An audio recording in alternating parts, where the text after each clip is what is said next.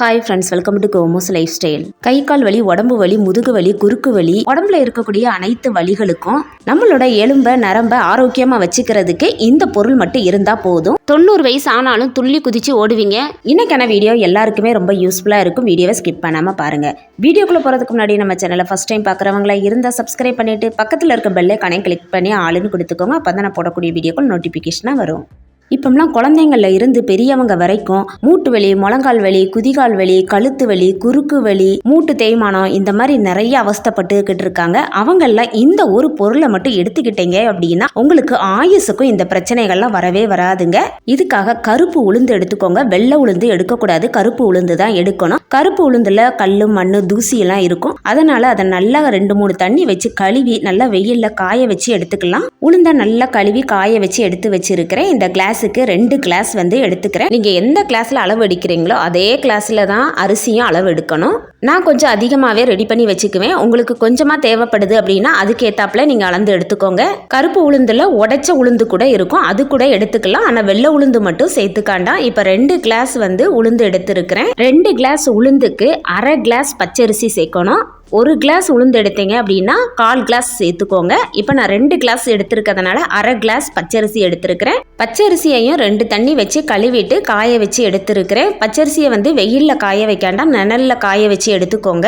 1/2 class பச்சரிசியை இன்னொரு பவுலில் சேர்த்துக்கிறேன். 2ஐயும் தனித்தனியாக வறுத்து எடுக்கணும். அடுப்பு ஆன் பண்ணி கடாய் வச்சிருக்கிறேன். ஃபர்ஸ்ட் உளுந்த வறுத்துக்கலாம். மொத்தமாக சேர்த்து வறுத்துட்டோம் அப்படின்னா ஒன்றா வறுபடாது. அதனால 2 தடவையாக வறுத்து எடுத்துக்கலாம். உளுந்து லைட்டாக கலர் மாதிரி வரும். அது வறுபட்டுருச்சு அப்படின்னா நல்ல வாசனையா இருக்கும். வீடே நல்ல வாசனை வர்ற வரைக்கும் வறுத்து எடுத்துக்கலாம். இப்போ இதை இன்னொரு பிளேட்ல மாத்திக்கிறேன். இன்னும் கொஞ்சம் வறுக்காம வச்சிருக்கேன்ல, அதையும் சேர்த்து வறுத்துட்டு இந்த பிளேட்ல ஆற வச்சுக்கலாம். கருப்பு உளுந்துல நிறைய சத்துக்கள் இருக்கு. நம்ம உடம்புல உள்ள எலும்பெல்லாம் வலுப்பெற செய்யும். கால் வலி, உடம்பு வலி, குதிகால் வலி, குறுக்கு வலின்னு கழுத்து வலின்னு அவஸ்தைப்படுறவங்க எல்லாம் கருப்பு உளுந்த தொடர்ந்து எடுத்துக்கிட்டு வந்தீங்கன்னா உங்களோட வலி பிரச்சனைகள்லாம் குணமாயிரும்.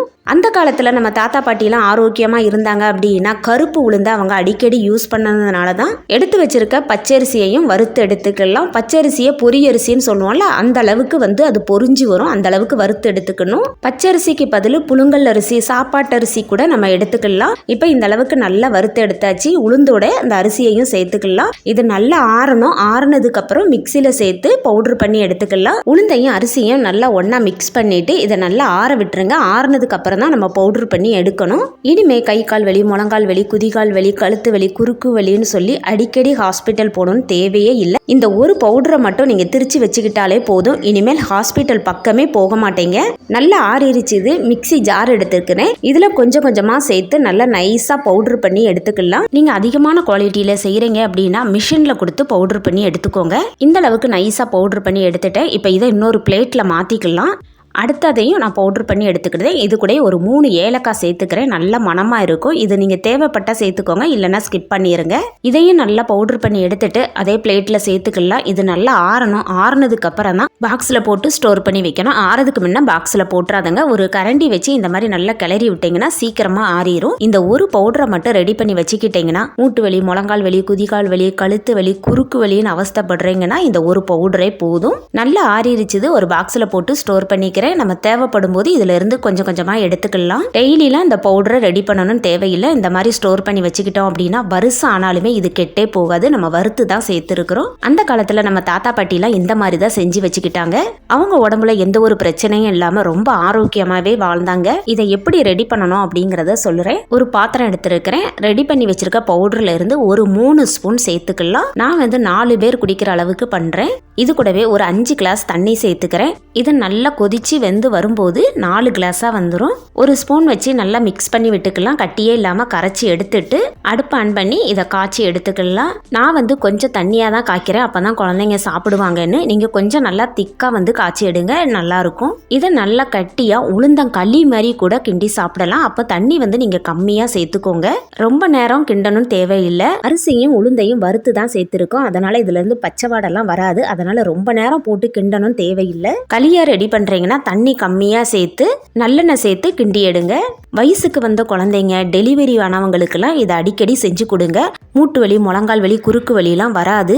இதை டெய்லியுமே குடிக்கலாம். அப்படி இல்லைன்னா வாரத்துக்கு 2 முறையாச்சும் குடிங்க. காலையில் பிரேக்ஃபாஸ்ட்டுக்கு கூட இதை எடுத்துக்கலாம். இந்த பவுடரை மட்டும் ரெடி பண்ணிட்டோம் அப்படின்னா இதை செய்யறது 2 நிமிஷம் தான். நல்ல கொதி வந்ததும் வெள்ளத்தை காய்ச்சி வடிகட்டி வச்சிருக்கிறேன், அதை சேர்த்துக்கிறேன். நாட்டு சக்கரை, கருப்பட்டி கூட சேர்த்துக்கலாம்.